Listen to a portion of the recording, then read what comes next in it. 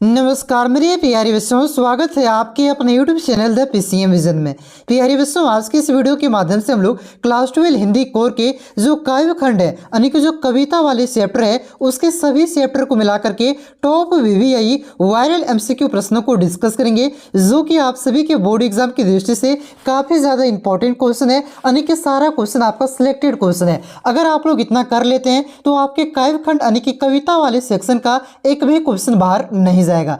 तो वीडियो पे आप लोग अंत तक बने रहें और चैनल पे पहली बार आएँ तो चैनल को सब्सक्राइब जरूर कर लीजिएगा, क्योंकि इस चैनल के माध्यम से आपका सिर्फ हिंदी कोर का ही नहीं बल्कि सभी सब्जेक्ट का कंप्लीट तैयारी करवाई जा रही है। तो चैनल पे आप लोग नए हैं तो चैनल को सब्सक्राइब जरूर कर लीजिएगा और इस वीडियो को जितना हो सके दोस्तों में ज़्यादा से ज़्यादा जरूर शेयर कीजिएगा। और हाँ बच्चों, इससे पहले आपका वितान बुक का कंप्लीट MCQ अपलोड किया जा चुका है और जो आपका RO बुक में जो आपका गद्य खंड है यानी कि जो कहानी वाला सेक्शन है उसका भी सभी चैप्टर का MCQ क्वेश्चन का वीडियो अपलोड हो चुका है। साथ ही साथ व्याकरण सेक्शन का भी क्वेश्चन अपलोड हो चुका है। अगर आप लोगों ने ये सब वीडियो को नहीं देखा है तो नीचे डिस्क्रिप्शन में प्लेलिस्ट का लिंक दिया हुआ है, आप लोग उसे वहां से जाकर के देख सकते हैं। ठीक है, तो चलिए शुरू करते हैं और एक एक करके सभी कविता के चैप्टर वाइज जो सिलेक्टेड क्वेश्चन है उसको यहाँ पे हम लोग देखते हुए चलते हैं। तो देखिए बच्चों, काव्य खंड यानी कि कविता सेक्शन का आपका पहला कविता है आत्म परिचय और इसके कवि कौन है तो याद रखिएगा, आत्म परिचय कविता के कवि हरिवंश राय बच्चन है। ठीक है, देखिए उसी से रिलेटेड आपका पहला क्वेश्चन है कि आत्म परिचय कविता के रचनाकार है। तो आत्म परिचय कविता के रचनाकार हरिवंश राय बच्चन है। तो इस क्वेश्चन का करेक्ट आंसर होगा option number C, Harivansh Rai. उसके बाद देखिए अगला क्वेश्चन आपका क्या है कि आत्म परिचय कविता किस काव्य संग्रह से ली गई है। तो आत्म परिचय कविता ये आपका निशा निमंत्रण नाम के काव्य संग्रह से लिया गया है। ऑप्शन नंबर डी इसका करेक्ट आंसर होगा निशा निमंत्रण। उसके बाद देखिए अगला क्वेश्चन आपका क्या है कि आत्म परिचय कविता में कवि ने किसका परिचय दिया है। तो इस कविता में कवि ने स्वयं यानी कि अपने आप का परिचय दिया हुआ है। ऑप्शन नंबर 20 का करेक्ट आंसर होगा स्वयं का। उसके बाद देखिए अगला क्वेश्चन आपका क्या है कि आत्म परिचय कविता में कवि किस वस्तु का पान करता है। तो इस कविता में कवि स्नेह रूपी मदिरा का पान करता है। ऑप्शन नंबर ए इसका करेक्ट आंसर होगा स्नेह रूपी मदिरा का। अगला क्वेश्चन देखिए आपका क्या है कि कवि के फूट पढ़ने को समाज ने क्या कहा है। तो कवि के फूट पढ़ने को यहाँ पे समाज ने छंद बनाना कहा है। ऑप्शन नंबर ए इसका करेक्ट आंसर होगा छंद बनाना। उसके बाद देखिए अगला क्वेश्चन आपका क्या है कि आत्म परिचय कविता क्या प्रेरणा या संदेश देती है। तो ये जो कविता है आपका आत्म परिचय जिसके कवि हरिवंश राय बच्चन, इस कविता के माध्यम से कवि यहाँ पे संदेश या तो प्रेरणा दे रहा है कि संसार से प्रेम करने की, साथ ही साथ परिच्छिन्न व्यसन एवं चुटकारिता से दूर रहने की और मनोकूल जीवन जीने की। ठीक है, यानी कि ये सभी तरह के आपका प्रेरणा या तो संदेश यहाँ पे कवि दे रहा है। तो इस क्वेश्चन का करेक्ट आंसर होगा ऑप्शन नंबर डी, उपयुक्त सभी। उसके बाद देखिए अगला क्वेश्चन आपका क्या है कि कवि कैसा संसार लिए फिरता है। तो कवि अपने सपनों का संसार लिए फिरता है, यानी कि यहाँ पे स्वप्निल इसका करेक्ट आंसर हो जाएगा। स्वप्निल, स्वप्निल का मतलब होता है सपनों। ठीक है, उसके बाद देखिए अगला क्वेश्चन आपका क्या है कि कवि हृदय में क्या जलाकर दाह करता है। तो कवि हृदय में अग्नि जलाकर दाह करता है। ऑप्शन नंबर 20 का करेक्ट आंसर होगा अग्नि। उसके बाद देखिए अगला क्वेश्चन आपका क्या है कि कवि किस अवस्था का उन्माद लिए फिरता है। तो कवि यहाँ पे युवा अवस्था का उन्माद लिए फिरता है। ऑप्शन नंबर सी इसका करेक्ट आंसर होगा युवा। उसके बाद देखिए अगला क्वेश्चन आपका क्या है कि कवि किसका भार लिए फिरता है। तो कवि जग जीवन का भार लिए फिरता है। ऑप्शन नंबर सी इसका करेक्ट आंसर होगा जग जीवन का। अगला क्वेश्चन देखिए आपका क्या है कि कवि जीवन में क्या लिए फिरता है। तो कवि जीवन में प्यार लिए फिरता है। ऑप्शन नंबर डी इसका करेक्ट आंसर होगा प्यार। देखिए ज़्यादा क्वेश्चन को यहाँ पे हम लोग इसलिए नहीं डिस्कस कर रहे हैं क्योंकि ज़्यादा डिस्कस करने से क्या होगा, अब आपका टाइम का बर्बादी ही होगा, क्योंकि अब आपका एग्जाम तो कल ही है। ठीक है, तो ज़्यादा समय नहीं, इस वजह से यहाँ पे क्वेश्चन को ज़्यादा यहाँ पे डिस्कस नहीं कर रहे हैं। वन शॉर्ट रिविजन की तरह हम लोग यहाँ पे निकल रहे हैं। ठीक है बच्चों, बाकी बात आप लोगों ने देखा होगा इसके पहले जो वितान के सारे चैप्टर को मैंने करवाया। ठीक है, आपका RO बुक का जो गद्य खंड करवाया। ठीक, वहाँ पे सारा क्वेश्चन को डिस्कस करते हुए चले थे, लेकिन यहाँ पे कविता सेक्शन में इसलिए डिस्कस नहीं कर रहा हूँ क्योंकि आपका एक तरह से क्विक रिवीजन वीडियो है। ठीक, क्योंकि समय भी आपके पास नहीं है। चलिए अगला क्वेश्चन हम लोग देखते हैं कि जग जीवन में कौन सा अलंकार है। तो ये जो वर्ड है आपका जग जीवन, इसमें आपका अनुप्रास अलंकार है। ऑप्शन नंबर ये इसका करेक्ट आंसर होगा अनुप्रास। अगला क्वेश्चन देखिए क्या है कि मैं प्रति पग से उस पृथ्वी को ठुकराता पंक्ति के माध्यम से कवि क्या कहना चाहता है? तो इस पंक्ति के माध्यम से कवि कहता है कि वो भौतिक वैभव से तुच्छ समझता है। ठीक है, ऑप्शन नंबर 20 का करेक्ट आंसर होगा। मतलब कि जो ऐशो आराम की जिंदगी है उसे यह क्या यहाँ पे कवि क्या समझ रहा है? तुच्छ समझ रहा है। अब देखिए यहाँ पे जो आपका क्वेश्चन शुरू हो रहा है, ये आपका दूसरा जो आपका कविता है, ठीक है, पतंग, जिसके कवि कौन है? आलोक धनवा। इसका आपका यहाँ पे कविता क्वेश्चन शुरू हो रहा है। ठीक है, इस कविता पतंग कविता का। ठीक है बच्चों, तो देखिए इसका पहला क्वेश्चन आपका क्या है कि पतंग कविता के कवि हैं, तो याद रखिएगा पतंग कविता के कवि आपका आलोक धनवा है। ऑप्शन नंबर सी इसका करेक्ट आंसर होगा आलोक धनवा। अगला क्वेश्चन देखिए आपका क्या है कि पतंगों के साथ साथ वे भी उड़ रहे हैं से आशय है। ये जो आपका यहाँ पे वाक्य दिया गया है कि पतंगों के साथ साथ वे भी उड़ रहे हैं, तो इसका आशय क्या है? इसका मतलब क्या है? तो इसका मतलब है आकाश छू लेने का एहसास होना, यानी कि जो भी बच्चे पतंग उड़ा रहे हैं, ठीक है, तो यहाँ पे वो पतंगों के साथ खुद उड़े हैं, मतलब अपने मन को उड़ा रहे हैं, अपने आकाश को छू लेने के एहसास को उड़ा रहे हैं। ठीक है, तो इस क्वेश्चन का करेक्ट आंसर होगा ऑप्शन नंबर बी, आकाश छू लेने का एहसास होना। क्लियर है बच्चों? उसके बाद देखिए अगला क्वेश्चन आपका क्या है कि पतंग कविता में लाल सवेरा को कैसा कहा गया है? तो पतंग कविता में यहाँ पे लाल सवेरा को आपका कहा गया है खरगोश की आंखों के जैसा। ठीक है, ऑप्शन नंबर ये इसका करेक्ट आंसर होगा खरगोश की आंखों के जैसा। ऑप्शन नंबर ये यहाँ पे आपका छूट गया है, इसका करेक्ट आंसर होगा क्या? खरगोश की आंखों के जैसा। ठीक है, अगला क्वेश्चन देखिए आपका क्या है कि पतंग कविता में कपास किसका प्रतीक है? तो इस कविता में कपास कोमलता का प्रतीक है। ऑप्शन नंबर 20 का करेक्ट आंसर होगा कोमलता। अगला क्वेश्चन देखिए आपका क्या है कि दौड़ते भागते बच्चे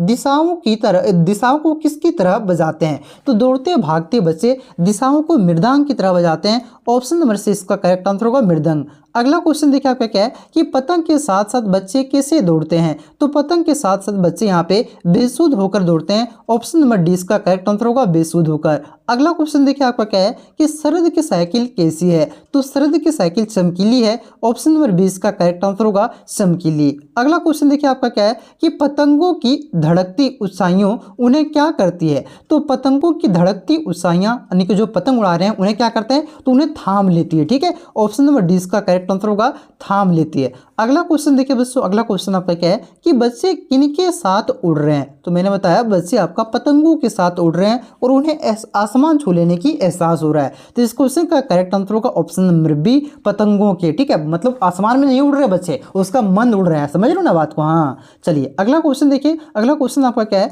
कि पतंग उड़ाते हुए बच्चे किसके सहारे स्वयं भी उड़ते से हैं? तो इसका जो करेक्ट आंसर हो जाएगा आपका रंध्रों के सहारे। ऑप्शन नंबर डी इसका करेक्ट आंसर होगा।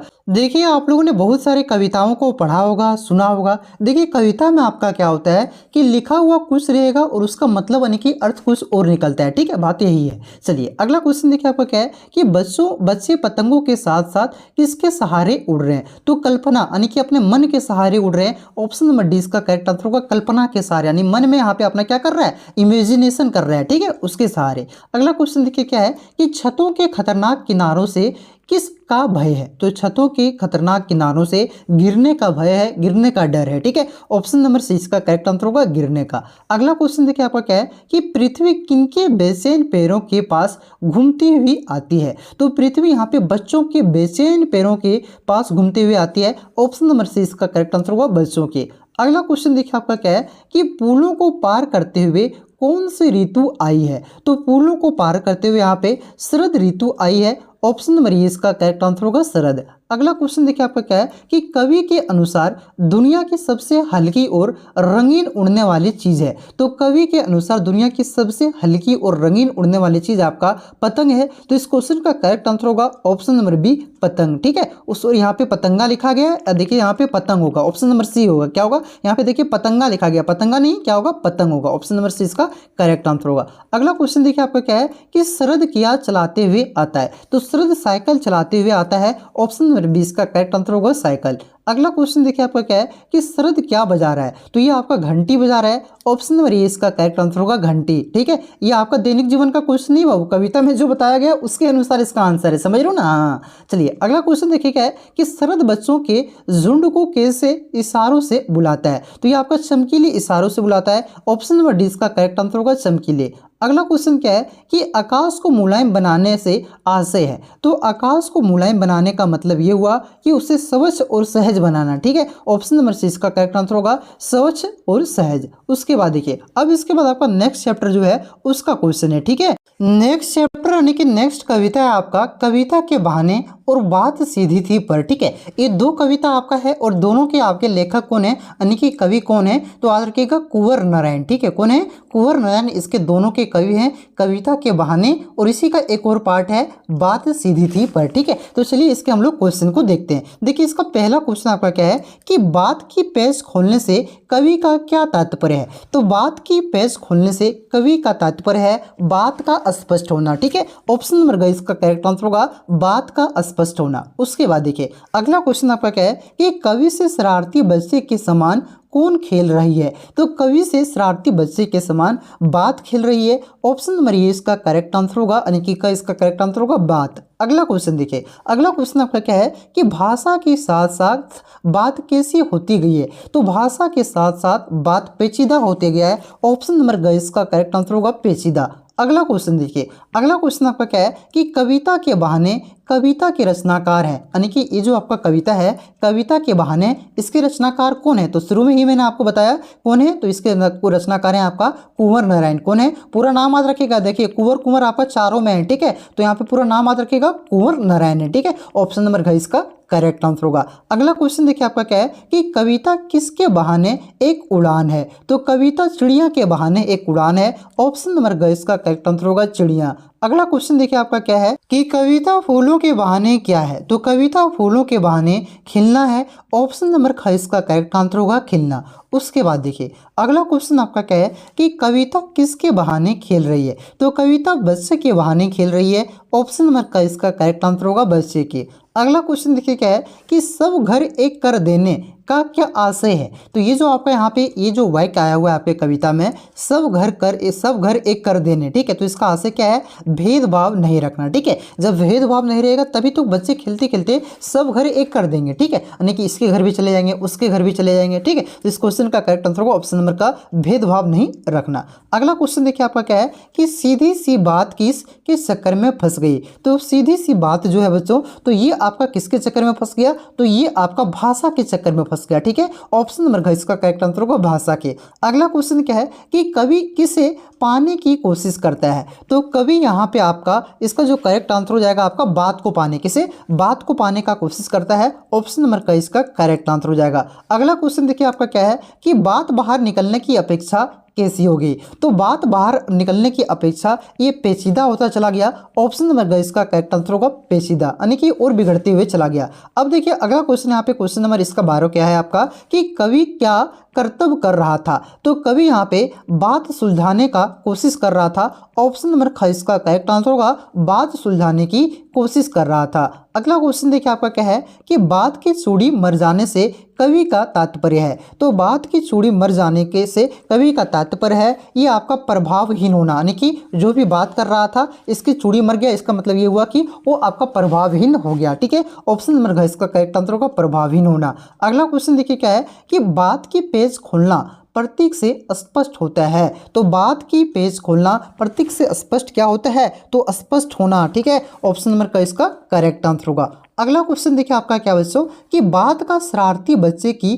तरह खेलना है बात, ठीक है। यानी कि यहाँ पे जो आपका है बात का शरारती बच्चे की तरह खेलना बात कैसा है, तो ये आपका समझ जाना है, तर्कपूर्ण होना है, समझ नहीं आना है कि प्रभावी होना है। तो इसका जो करेक्ट आंसर होगा आपका समझ नहीं आना, ठीक है। बात का शरारती बच्चे की तरह खेलना का मतलब क्या हुआ? बात का समझ नहीं आना। तो इस क्वेश्चन का करेक्ट आंसर क्या हो जाएगा आपका? ऑप्शन नंबर ग हो जाएगा समझ नहीं आना। अगला क्वेश्चन देखिए आपका क्या है कि कविता किस का खेल है। तो कविता किसका खेल है? तो कविता आपका शब्दों का खेल है। देखिए कविता आपका कविता में ऐसा ऐसा शब्द का प्रयोग किया जाता है कि इसका वहाँ लिखा हुआ कुछ और है और मीनिंग इसका कुछ और निकल जाता है, ठीक है। तो ये आपका शब्दों का खेल है। ऑप्शन नंबर इसका करेक्ट आंसर होगा। अगला क्वेश्चन देखिए आपका क्या है कि बात सीधी थी पर में किसकी सहजता की बात की गई है। तो बात सीधी थी पर में इसमें भाषा की सहजता की बात की गई है। ऑप्शन नंबर घ इसका करेक्ट आंसर होगा भाषा। अगला क्वेश्चन देखिए आपका क्या है कि कविता की उड़ान को कौन नहीं जान सकता है। तो कविता की उड़ान को चिड़िया नहीं जान सकता है। ऑप्शन नंबर ख इसका करेक्ट आंसर होगा चिड़िया। अगला क्वेश्चन देखिए आपका क्या है कि कविता के पंख लगा उड़ने से तात्पर्य है। तो कविता के पंख लगा उड़ने से तात्पर्य है कल्पना करना। क्या कल्पना करना? कविता उड़ेगा भाई? नहीं, इसका तात्पर्य क्या हुआ? कल्पना करना। ऑप्शन नंबर ग इसका करेक्ट आंसर होगा कल्पना करना, यानी कि इमेजिनेशन करना। अगला क्वेश्चन देखिए क्या है कि बात बाहर निकलने की अपेक्षा कैसी हो गई थी। तो बात बाहर निकलने की, स्पष्ट होने की बजाय आपका पेचीदा होते चला था, यानी कि और भी आपका जकड़ील होते गया था। मतलब कह सकते हैं कि आपका भारी भारी शब्द का प्रयोग करते चला गया था यहाँ पे कवि, ठीक है, यानी कि पेचीदा होते चला गया था। ऑप्शन नंबर का इसका करेक्ट आंसर होगा पेचीदा। अगला क्वेश्चन देखिए क्या है आपका कि आडंबरपूर्ण शब्दों का प्रयोग से भाषा कैसी हो गई थी। तो इससे आपका भाषा आपका यह अस्पष्ट हो गया था, ठीक है। ऑप्शन नंबर का इसका करेक्ट आंसर होगा यह अस्पष्ट। उसके बाद देखिए अगला क्वेश्चन आपका क्या था कि बात सीधी थी पर में कवि ने किस पर बल दिया है। तो ये जो आपका कविता है बात सीधी थी पर में, इसमें कवि ने आपका भाषा की सहजता पर बल दिया है। ऑप्शन नंबर ग इसका करेक्ट आंसर होगा भाषा की सहजता। इसी चैप्टर का आपका अगला क्वेश्चन है कि बात की सूढ़ी मर जाना से कवि का क्या तात्पर्य है। तो बात की सूढ़ी मर जाने से कवि का तात्पर्य है बात का प्रभाव विहीन होना, ठीक है, यानी कि कोई प्रभाव नहीं होना। ऑप्शन नंबर 4 इसका करेक्ट आंसर होगा। अगला क्वेश्चन देखिए आपका क्या है कि बात की पेज खोलना प्रतीक से कवि क्या तात्पर्य है। तो यहाँ पे जो बात की पेज खोलना, इसके माध्यम से कवि कह रहा है कि बात का स्पष्ट होना, ठीक है। पेज मतलब खुल गया, गांठ खुल गया। तो इस क्वेश्चन का करेक्ट आंसर होगा ऑप्शन नंबर 1 है स्पष्ट होना। अगला क्वेश्चन देखिए आपका क्या है कि बात का शरारती बच्चे की तरह खेलना है बात, ठीक है। तो यहाँ पे बात का शरारती बच्चे की तरह खेलना, तो इसका मतलब क्या हुआ? समझ नहीं आना, बात का समझ नहीं आना। तो इस क्वेश्चन का करेक्ट आंसर होगा ऑप्शन नंबर 3। अगला क्वेश्चन देखिए क्या है कि बात कवि के साथ कैसा खेल रही है। तो बात कवि के साथ यहाँ पे बच्चे के समान खेल रहा है। ऑप्शन नंबर 3 इसका करेक्ट आंसर होगा बच्चे के समान। अगला क्वेश्चन देखिए क्या है कि आडंबरपूर्ण शब्दों के प्रयोग से भाषा कैसी हो जाती है। तो आडंबरपूर्ण शब्दों के प्रयोग से भाषा यह स्पष्ट हो जाता है। ऑप्शन नंबर 1 इसका करेक्ट आंसर होगा यह स्पष्ट। अगला क्वेश्चन देखिए क्या है कि बात सीधी थी पर में कवि ने किस पर बल दिया है। तो यहाँ पे कवि ने भाषा की सहजता पर बल दिया है। ऑप्शन नंबर 3 इसका करेक्ट आंसर होगा भाषा की सहजता। अगला क्वेश्चन देखिए आपका क्या था कि सीधी सी बात किसके चक्कर में फंस गई। तो सीधी सी बात ये जो है आपका भाषा के चक्कर में फंस गया। ऑप्शन नंबर 4 इसका करेक्ट आंसर होगा भाषा। उसके बाद देखिए अगला क्वेश्चन आपका क्या है कि कवि किसे पाने की कोशिश करता है। तो कवि यहाँ पे बात को पाने की कोशिश करता है। ऑप्शन नंबर 1 इसका करेक्ट आंसर होगा बात को। मतलब जो बात आपका भाषा के चक्कर में बिगड़ गया था, उस बात को एकदम सही ट्रैक पे लाने की कवि कोशिश करता है। अगला क्वेश्चन देखिए क्या है कि बात बाहर निकलने की अपेक्षा कैसी हो गई थी। तो ये आपका बात बाहर निकलने की अपेक्षा पेचीदा हो गई थी। ऑप्शन नंबर 1 इसका करेक्ट आंसर होगा पेचीदा। अगला क्वेश्चन देखिए आपका क्या है कि बात सीधी थी पर में किसकी सहायता की बात कही गई है। तो यहाँ पे भाषा की सहायता का बात किया गया है। ऑप्शन नंबर 4 इसका करेक्ट आंसर होगा भाषा। उसके बाद अब आपका जो है नेक्स्ट चैप्टर का क्वेश्चन है। देखिए नेक्स्ट चैप्टर यानी कि नेक्स्ट कविता है आपका कमरे में बंद अपाहिज, ठीक है। और ये जो कविता है कमरे में बंद अपाहिज, इसके कवि कौन है। तो याद रखिएगा इसके कवि आपका रघुवीर सहाय है, ठीक है। और यही देखिए आपका क्वेश्चन आपका क्या है कि रघुवीर सहाय का जन्म कब हुआ। तो याद रखिएगा रघुवीर सहाय का जन्म आपका 1929 को हुआ था। ऑप्शन नंबर घ इसका करेक्ट आंसर होगा 1929। अगला क्वेश्चन देखिए आपका क्या है कि दूसरा सप्तक में किस कवि की कविता है। तो दूसरा सप्तक में आपका रघुवीर सहाय की, यानी कि इसी की कविता का आपका कवि की कविता है। ऑप्शन नंबर घ इसका करेक्ट आंसर होगा रघुवीर सहाय। अगला क्वेश्चन देखिए आपका क्या है कि रघुवीर सहाय की रचना है। तो इनमें से कौन सा आपका रघुवीर सहाय की रचना है। तो इसकी रचना आपका सीढ़ियों पर, धूप में, ये भी है, साथ साथ आत्महत्या के विरुद्ध ये भी है, और आपका हंसो हंसो जल्दी हंसो ये भी इसका रचना है, ठीक है। यानी कि ये तीनों आपका रघुवीर सहाय की रचना है। इसी के द्वारा ये तीनों बुक को लिखा गया है। ऑप्शन नंबर घ इसका करेक्ट आंसर होगा उपरोक्त सभी। अगला क्वेश्चन देखिए आपका क्या है कि सहाय की कविता कमरे में बंद अपाहिज किस काव्य संग्रह से लिया गया है। तो ये आपका जो कविता है आपका कमरे में बंद अपाहिज, इसे आपका कौन से काव्य संग्रह से लिया गया है। तो इस क्वेश्चन का करेक्ट आंसर होगा ऑप्शन नंबर का लोग भूल गए, ठीक है। इसी से आपका लिया गया है। ऑप्शन नंबर का इसका करेक्ट आंसर होगा लोग भूल गए। अगला क्वेश्चन देखिए आपका क्या है कि कमरे में बंद अपाहिज कविता में हम दूरदर्शन पर क्या बोलेंगे। तो इस कविता में यहाँ पे दूरदर्शन पर बोलने की बात कही है कि हम समर्थ और शक्तिवान हैं, ठीक है, यही बोलेंगे। ऑप्शन नंबर ख इसका करेक्ट आंसर होगा। अगला क्वेश्चन आपका क्या है कि समर्थ शक्तिवान बंद कमरे में किसे लाएंगे। तो समर्थ शक्तिवान आपका बंद कमरे में दुर्बल व्यक्ति को लाएंगे। ऑप्शन नंबर ख इसका करेक्ट आंसर होगा दुर्बल। अगला क्वेश्चन देखिए आपका क्या है कि अपाहिज से क्या पूछेंगे। तो अपाहिज से उसके दुख को पूछा जाएगा। यहाँ पे एक इंटरव्यूअर है और एक आपका अपाहिज है, ठीक है, और अपाहिज को यहाँ पे दूरदर्शन पे लाया जा रहा है, उसका इंटरव्यू किया जा रहा है, उसके दुखों को यहाँ पे पूछा जा रहा है। ऑप्शन नंबर क इसका करेक्ट आंसर होगा। अगला क्वेश्चन क्या है कि कार्यक्रम को रोचक बनाने के वास्ते क्या करेंगे। तो कार्यक्रम को रोचक बनाने के वास्ते यहाँ पे उसको रुला दिया जाएगा, ठीक है। ऑप्शन नंबर इसका करेक्ट आंसर होगा रुला देंगे, मतलब बातों बातों में ही रुला देंगे। इतना कड़ा कड़ा सवाल पूछेगा कि आप अपाहिज से आपको कैसा महसूस होता है, तो सोचिए कैसा महसूस होगा। तो वो ऐसा मतलब बात करते हैं कि लगे अब अपाहिज रो दे। चलिए अगला क्वेश्चन देखिए क्या है कि पर्दे पर कार्यक्रम संचालक क्या दिखलाएगा। तो पर्दे पर कार्यक्रम संचालक यहाँ पे आपका फूली हुई आग और ओटो की कसमसाहट को दिखाएगा। ऑप्शन नंबर इसका करेक्ट आंसर होगा क और ख दोनों। उसके बाद देखिए अगला क्वेश्चन आपका क्या है कि कार्यक्रम संचालक किन्हें रुलाना चाहता है। तो कार्यक्रम संचालक यहाँ पे आपका अपाहिज और दर्शक दोनों को रुलाना चाहता है। ऑप्शन नंबर ग इसका करेक्ट आंसर हो जाएगा, यहाँ पे आपका 10 का ग हो जाएगा। उसके बाद देखिए अगला क्वेश्चन आपका क्या है कि पर्दा पर किसकी कीमत है। तो पर्दे पर यहाँ पे आपका वक्त यानी कि समय की कीमत है। ऑप्शन नंबर घ इसका करेक्ट आंसर हो जाएगा समय। उसके बाद देखिए अगला क्वेश्चन आपका क्या है कि कमरे में बंद अपाहिज किस उद्देश्य युक्त कार्यक्रम है। तो ये जो आपका कार्यक्रम है कमरे में बंद अपाहिज, ये आपका सामाजिक उद्देश्य का कार्यक्रम है। ऑप्शन नंबर ख इसका करेक्ट आंसर होगा सामाजिक उद्देश्य। उसके बाद देखिए अब जो यहाँ पे आपका कविता है बच्चों, ये आपका उषा कविता है, ठीक है, और उषा कविता के आपके कवि कौन है। तो याद रखिएगा इसके कवि आपका शमशेर बहादुर सिंह है। कौन है? शमशेर बहादुर सिंह है, इसे आप लोग याद रखिएगा। तो देखिए उसी से रिलेटेड आपका पहला क्वेश्चन क्या है कि उषा शीर्षक कविता किसकी रचना है। तो ये जो आपका कविता है उषा शीर्षक कविता, ये किसकी रचना है। तो अभी बताएं, शमशेर बहादुर सिंह का। ऑप्शन नंबर ग इसका करेक्ट आंसर होगा। अगला क्वेश्चन देखिए आपका क्या है कि उषा काल किस समय को कहते हैं। तो जो आपका उषा काल कहा जाता है बच्चों, ये आपका जो मॉर्निंग यानी कि सुबह सुबह का समय होता है उसी को कहा जाता है। और मॉर्निंग को हिंदी में क्या कहते हैं, तो इसे आपका प्रभात कहते हैं। नहीं कहते किसी को हिंदी में सुप्रभात, तो मतलब क्या हुआ आपका अच्छा प्रभात यानी कि गुड मॉर्निंग, ठीक है।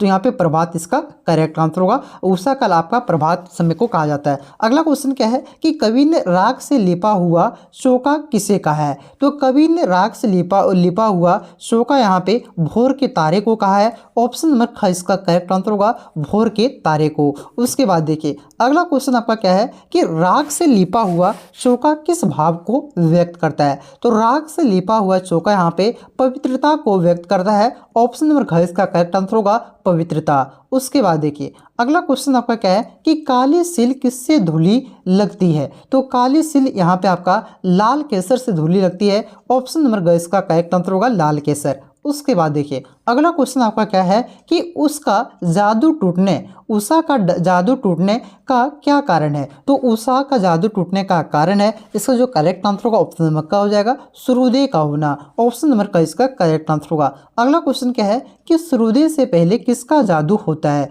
तो सूर्योदय से पहले आपका उषा का जादू होता है। इस क्वेश्चन का करेक्ट आंसर होगा उषा का, यानी कि जैसे सूर्योदय होता है उषा का जादू क्या होता है, टूट जाता है। उषा का यहाँ पे सूर्योदय से पहले जादू होता है। अगला क्वेश्चन देखिए क्या है कि कवियों के कवि किसे कहा जाता है। तो कवियों के कवि यहाँ पे आपका इस कविता के जो कवि हैं शमशेर बहादुर सिंह, इसी को कहा जाता है। ऑप्शन नंबर ख इसका करेक्ट आंसर होगा शमशेर बहादुर सिंह को। अगला क्वेश्चन देखिए आपका क्या है कि बहुत नीला शंख जैसे में कौन सा अलंकार है। तो ये जो वाक्य आपका बहुत नीला शंख जैसे, तो इसमें कौन सा अलंकार है। तो इसमें आपका उपमा अलंकार है। उपमा आपका ऑप्शन नंबर कम है, तो ऑप्शन नंबर का इसका करेक्ट आंसर होगा। अगला क्वेश्चन देखिए क्या है कि उषा कविता में कवि ने उषा का कौन सा चित्र उपस्थित किया है। तो यहाँ पे इस कविता में आपका कवि ने उषा का यानी कि शब्द चित्र का यहाँ पे आपका उपस्थित किया है, यानी कि शब्द चित्र को यहाँ पे चित्रित किया है, ठीक है। ऑप्शन नंबर ख इसका करेक्ट आंसर होगा शब्द चित्र। उसके बाद देखिए अब जो आपका कविता है बच्चों, ये कविता है आपका बादल राग। और बादल राग के कवि कौन है। तो याद रखिएगा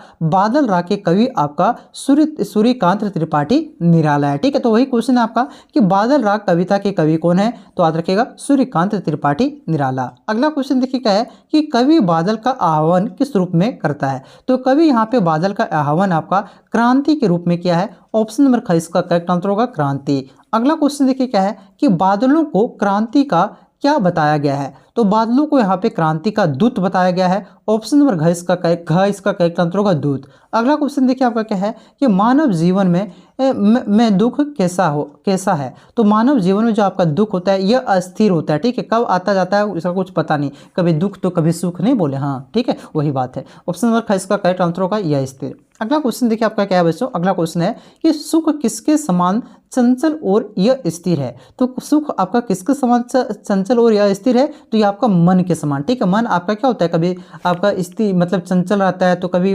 उदास हो जाता है, ठीक है। तो सुख भी आपका किसके समान चंचल और यह स्थिर है? तो मन के समान, कभी आता है कब जाता है पता नहीं चलता है, मतलब कभी सुखी तो कभी दुखी वाला बात है भाई साहब। अगला क्वेश्चन देखिए क्या है कि बादल किसका प्रतीक है? तो क्रांति का प्रतीक है। ऑप्शन नंबर घ इसका करेक्ट आंसर होगा। अगला क्वेश्चन क्या है कि धरती का शोषण कौन कर रहा है? तो धरती का शोषण यहाँ पे गर्मी कर रहा है। ऑप्शन नंबर ख इसका करेक्ट आंसर होगा गर्मी। अगला क्वेश्चन देखिए क्या है कि तेज वर्षा से कौन धाराशाही होते हैं? तो तेज वर्षा से यहाँ पे आपका बड़े बड़े वृक्ष धाराशाही हो जाते हैं, गिर जाते हैं। ऑप्शन नंबर ग इसका करेक्ट आंसर होगा बड़े बड़े वृक्ष। अगला क्वेश्चन देखिए क्या है कि क्रांति का सबसे अधिक लाभ किसे मिलता है? तो क्रांति का सबसे अधिक लाभ कृषक वर्ग को मिलता है, यानी कि निम्न वर्ग को, ठीक है। तो निम्न वर्ग मतलब गरीब व्यक्ति को मिलता है। ऑप्शन नंबर ख इसका करेक्ट आंसर होगा निम्न वर्ग, ठीक है। उसके बाद देखिए अगला क्वेश्चन आपका क्या है कि बादलों की को अधीरता से कौन बुला रहा है? तो बादलों को अधीरता के साथ यहाँ पे आपका कृषक बुला रहा है, क्योंकि पानी पड़ेगा तभी ना धान रोपाएगा भाई साहब। ऑप्शन नंबर का इसका करेक्ट आंसर होगा कृषक। अब देखिए जो आपका अगला जो चैप्टर है बच्चों, ये आपका है तुलसीदास का, ठीक है। कवि इसके कौन है? तुलसीदास है। और यहाँ पे आपका दो कविता है तुलसीदास का, एक आपका कवितावली और एक है आपका लक्ष्मण मूर्छा राम विलाप, ठीक है। लक्ष्मण मूर्छा और राम विलाप और आपका कवितावली। तो चलिए इसके क्वेश्चन को देखते हैं, दोनों का मिला हुआ क्वेश्चन है। देखिए क्वेश्चन आपका क्या है कि कवितावली किसकी रचना है? तो याद रखिएगा कवितावली आपका तुलसीदास की रचना है। ऑप्शन नंबर ख इसका करेक्ट आंसर होगा तुलसीदास। अगला क्वेश्चन देखिए क्या है कि संसार के सभी लोग काम क्यों करते हैं? तो संसार के सभी लोग काम क्यों करते हैं? पेट भरने के लिए भाई। ऑप्शन नंबर का इसका करेक्ट आंसर होगा पेट भरने के लिए। अगला क्वेश्चन क्या है कि किस बला के लिए लोग दर दर ठोकरें खाते पीटते हैं? तो अपने पेट के लिए दर दर ठोकरें खाते पीटते हैं, ठीक है। ऑप्शन नंबर घ इसका करेक्ट आंसर होगा पेट की। अगला क्वेश्चन देखिए आपका क्या है कि किसकी कृपा से भूख के लिए भटकते लोगों को शांति मिल सकती है? तो किसकी कृपा से? तो ये आपका राम की कृपा से। किसकी कृपा से? तो राम की कृपा से यहाँ पे जो भूख के लिए भटकते लोग हैं उसको शांति मिल सकती है तुलसीदास के अनुसार, ठीक है। ऑप्शन नंबर ग इसका करेक्ट आंसर होगा राम की कृपा। राम भगवान की जय, जय श्री राम। चलिए एक बार कमेंट करिए तो जय श्री राम आप लोग, देखते हैं कितना बच्चे कमेंट करते हैं। चलिए अगला क्वेश्चन देखिए आपका क्या है कि समाज के चारों ओर किसका बोलबाला है? तो समाज के चारों ओर आपका गरीबी और बेकारी का बोलबाला है। ऑप्शन नंबर ख इसका करेक्ट आंसर होगा। अगला क्वेश्चन क्या है कि संपूर्ण समाज को गरीबी ने किस रूप में घेर रखा है? तो संपूर्ण समाज को यहाँ पे गरीबी ने रावण के रूप में घेर रखा है। ऑप्शन नंबर क इसका करेक्ट आंसर होगा रावण। उसके बाद देखिए अगला क्वेश्चन आपका क्या है कि वेदों और पुराणों के अनुसार संकट के समय कौन सहायता करता है? तो वेदों और पुराणों के अनुसार संकट के समय यहाँ पे प्रभु राम सहायता करता है। ऑप्शन नंबर घ इसका करेक्ट आंसर होगा प्रभु राम। अगला क्वेश्चन देखिए क्या है कि लक्ष्मण के जीवित होने की खबर सुनकर रावण किसके पास गया था? तो लक्ष्मण पता चलता है कि जो आपका मूर्छित पड़ा था ये जीवित हो जाता है, तो ये किसके पास जाता है? अपने भाई कुंभकर्ण के पास। ऑप्शन नंबर ग इसका करेक्ट आंसर होगा कुंभकर्ण। उसके बाद देखिए अगला क्वेश्चन आपका क्या है बच्चों कि अर्ध रति गई कपि नहीं आयूं काव्यांश में किस पात्र ने ना आने का वर्णन है? तो यहाँ पे हनुमान के ना आने का वर्णन है। जब हनुमान अधरतिया में जाता है कहाँ? सजीवन बूटी लाने के लिए, तो ये लिखा गया कि अर्ध राति गई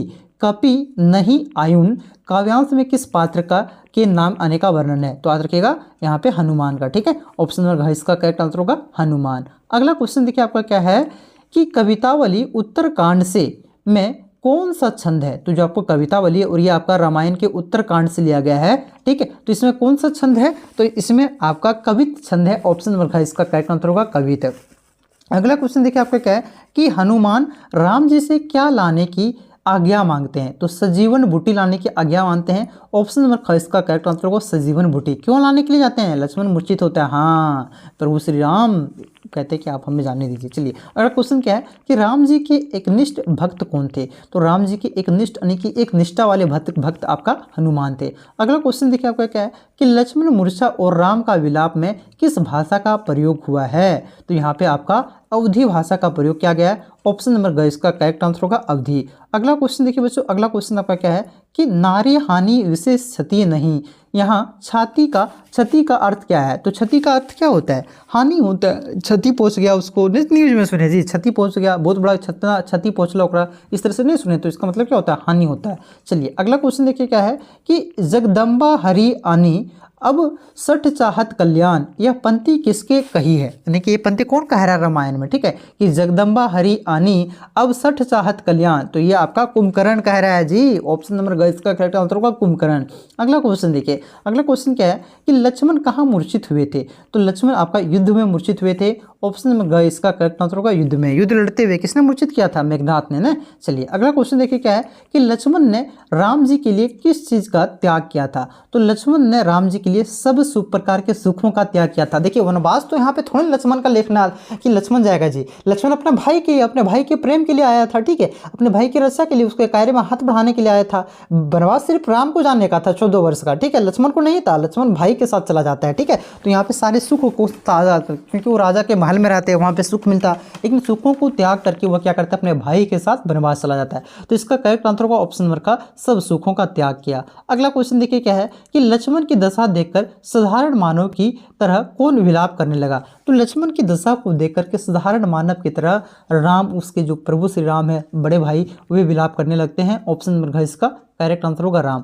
अगला क्वेश्चन क्या है कि संसार में पुनः क्या नहीं मिलती? तो संसार में पुनः आपका सहोदर भाई नहीं मिलता है जो हर दुख सुख में साथ दे। ठीक है, ऑप्शन नंबर ग इसका करेक्ट आंसर होगा सहोदर भाई। आप लोग आजकल देखते हो ना, भाई भाई लड़ जाता है भाई साहब। ठीक है, सब बहुत जगह हमने देखा है ऐसा। चलिए अगला क्वेश्चन देखिए क्या है कि श्री राम ने लक्ष्मण को हृदय से लगाया तो कौन हर्षित हुए? तो देखिए जब श्री राम जी लक्ष्मण को हृदय से लगाते हैं यानी कि गले लगाते हैं, तो जो आपका भालू कपि समूह थे यानी कि जो भालू और बांदरों का समूह था, ये हर्षित होते हैं। यानी कि हर्षित का मतलब होता है खुश। ठीक है, तो ये खुश होते हैं। ऑप्शन नंबर इसका करेक्ट आंसर होगा भालू कपि समूह। उसके बाद देखिए अगला क्वेश्चन आपका क्या है कि उमा एक अखंड रघुराई पंक्ति में उमा शब्द का क्या अर्थ है? तो इस पंक्ति में उमा शब्द का अर्थ है पार्वती।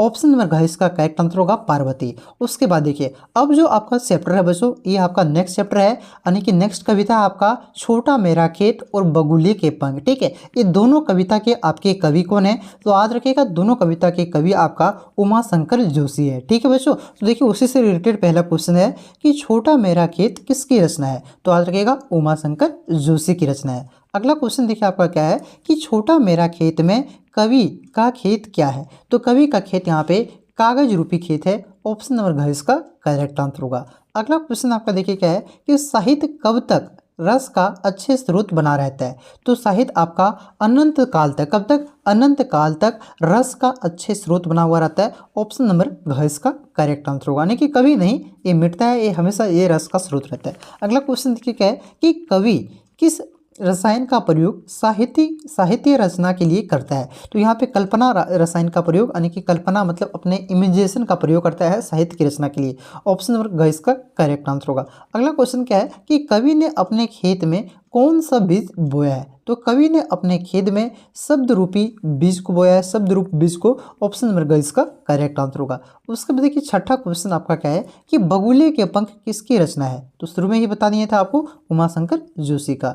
अगला क्वेश्चन क्या है कि बगुले की पंक्ति कहाँ बंधी है? तो बगुले की पंक्ति नभ में बना हुआ है। ऑप्शन नंबर ख इसका करेक्ट आंसर होगा। अगला क्वेश्चन क्या है कि बगुलों के पंखों द्वारा कवि का क्या चुराए जाने की बात कही गई है? तो बगुलों के पंख के द्वारा कवि की यहाँ पे आँख, क्या बच्चों यहाँ पे कवि की आपका जो इसका करेक्ट आंसर होगा आँख। ठीक है, आँख चुराने की बात कही गई है। ऑप्शन नंबर का इसका करेक्ट आंसर होगा। अगला क्वेश्चन क्या है कि बगुले के पंख, ठीक है, बगुले के पंख काले बादलों के ऊपर तैरते किसके समान प्रतीत होते हैं? तो ये आपका सांझ के सफेद काया किसके समान? तो सांझ के सफेद काया के समान ये प्रतीत होता है। ऑप्शन नंबर घ इसका करेक्ट आंसर होगा। अगला क्वेश्चन क्या है कि उमाशंकर जोशी किस भाषा के कवि हैं? तो उमाशंकर जोशी आपका गुजराती भाषा के कवि हैं। ऑप्शन नंबर का इसका करेक्ट आंसर होगा। अगला क्वेश्चन क्या है कि दोनों कविताएं छोटा मेरा खेत बगुले के पंख गुजराती भाषा से हिंदी रूपांतरण किसने किया है? तो गुजराती भाषा से इसका जो हिंदी रूपांतरण है बच्चों, ये आपका रघुवीर चौधरी ने किया, छोटा मेरा खेत का। बाकी बात भोला भाई पटेल, ठीक है, इन्होंने आपका बगुले के पंख का हिंदी रूपांतरण किया है गुजराती भाषा से, ठीक है। तो याद रखिएगा इसका करेक्ट आंसर होगा क और ख दोनों। अगला क्वेश्चन क्या है कि कौन सी कविता एक सुंदर दृश्य की कविता है? तो बगुलों का पंख ये आपका एक सुंदर दृश्य की कविता है। ऑप्शन नंबर का इसका करेक्ट आंसर होगा बगुलों का पंख। तो यहाँ पे मैंने आपका पूरा जो कविता वाला चैप्टर है, ठीक, कविता वाला जो सेक्शन है, काव्य खंड है, इसे मैंने आप लोग कंप्लीट करवा दिया। वितान का भी कंप्लीट हो चुका है। आरो का जो गद्य खंड है यानी कि कहानी वाला सेक्शन है वो भी कंप्लीट हो चुका है। व्याकरण सेक्शन भी कंप्लीट हो चुका है। अब सब्जेक्टिव, ठीक है, जितना सब्जेक्टिव सकेंगे एक दिन में पूरा अपलोड कर देते हैं। आप लोग देखते चाहिए, नोटिफिकेशन नहीं जाएगा वीडियो का, ठीक है, क्योंकि एक दिन में 3 वीडियो नोटिफिकेशन जाता है। आप लोग चैनल पर विजिट करते सर्च करते रहिएगा द पीसीएम विजन, ठीक है। तो टेलीग्राम व्हाट्सअप से जुड़ जाइए, वहाँ पर लिंक भेज देते हैं, नहीं जाता नोटिफिकेशन उसका। बात समझ रहे हो ना? तो चलिए मिलते हैं नेक्स्ट वीडियो में, तब तक के लिए जय हिंद, जय भारत, जोहार झारखंड।